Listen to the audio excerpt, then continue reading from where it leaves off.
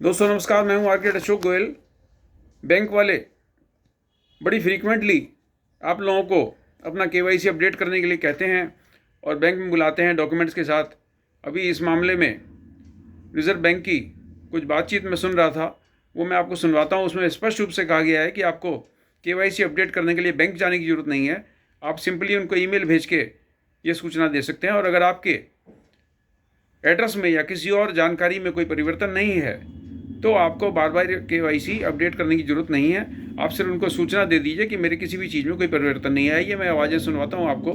Reserve bank के कार्यकारी निर्देशक की आवाज़ें सुनिए।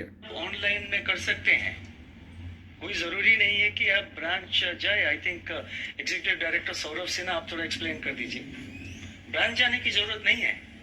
Thank you governor.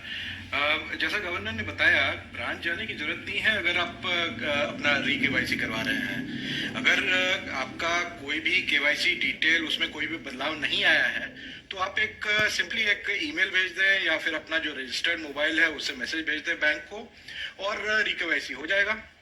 यदि सिर्फ एड्रेस का चेंज है, इसी प्रोसेस के द्वारा अपना नया एड्रेस भेज दें बैंक को। उसके बाद जो नया एड्रेस है, बैंक विल वेरीफाई दैट। वो 2 महीने के अंदर में बैंक वेरीफाई कर लेगी आपके नए एड्रेस पे चिट्ठी भेज करके इत्यादि। और जैसा आपने कहा था कि यदि एक बैंक केवाईसी कर चुकी है तो दूसरे बैंक को उसको फिर से नए तरीके से केवाईसी करने की जरूरत है, बिल्कुल नहीं। ये एक CKYCR है, सेंट्रल केवाईसी रजिस्ट्री, जिसमें कि CKYCR आइडेंटिफायर नंबर आपको दिया जाएगा। वो आइडेंटिफायर नंबर अगर आप शेयर कर लेंगे दूसरे बैंक से तो फिर सेकंड बैंक जो है उसको केवाईसी फिर से पुनः करने की जरूरत भी नहीं पड़ेगी। नहीं, बस सिर्फ फीडबैक है कि प्रैक्टिकली बैंक जो है वापस बुलाते हैं कि आप ब्रांच में आइए, वहीं आपका केवाईसी होगा। तो उसके लिए फिर हमारा जो ओम्बड्समैन ऑफिस है या अदर तरीके हैं, वो आप possibly it may stem from I don't know lack of knowledge, lack of awareness, तो you can bring that to the notice of the bank and in case यदि परेशानी हो रही है तो फिर हमारा जो लीगल जो नॉन लीगल फास्ट रेजोल्यूशन का जरिया है वो भी अपना सकते हैं। इसके नमस्कार दोस्तों, सुना आपने, ये रिजर्व बैंक के कार्यकारी निर्देशक ने बड़े स्पष्ट रूप से बताया कि केवाईसी अपडेट करने के लिए आपको बैंक जाने की ज़रूरत नहीं है। आप सिर्फ ईमेल भेज के बैंक को सूचना दे सकते हैं कि आपके किसी भी पते में या किसी और डॉक्यूमेंट में कोई परिवर्तन नहीं हुआ है।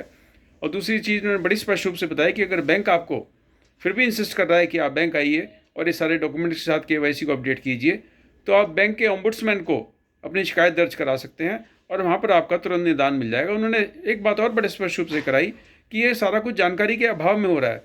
ये बड़ी विचित्र बात है कि बैंकों के जो मैनेजर हैं उनको भी इस बात की जानकारी नहीं है कि केवाईसी अपडेट करने के लिए अगर किसी चीज़ में कोई परिवर्तन नहीं है, पते में कोई परिवर्तन नहीं है, पहचान में कोई परिवर्तन नहीं है, तो केवाईसी अपडेट करने के लिए सारे डॉक्यूमेंट्स दोबारा सबमिट करने की ज़रूरत नहीं है, बैंक दोबारा जाने की ज़रूरत नहीं है।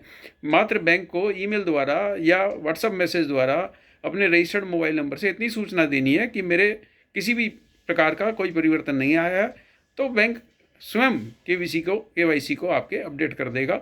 और बैंक मैनेजर अगर आपको बार बार बुलाते हैं तो बैंक के RBI के कार्यकारी निर्देशक ने बड़े स्पष्ट रूप से कहा है कि आप इस मामले की शिकायत ओम्बुड्समैन पे कीजिए।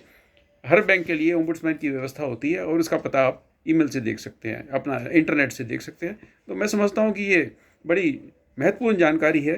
केवाईसी के मामले में लोग परेशान होते रहते हैं और कई बार केवाईसी अपडेशन के चक्कर में लोगों के साथ बड़े बड़े फ्रॉड भी हो जाते हैं। आशा है कि ये जानकारी केवाईसी अपडेशन के बारे में आपको उपयोगी साबित होगी। नमस्कार।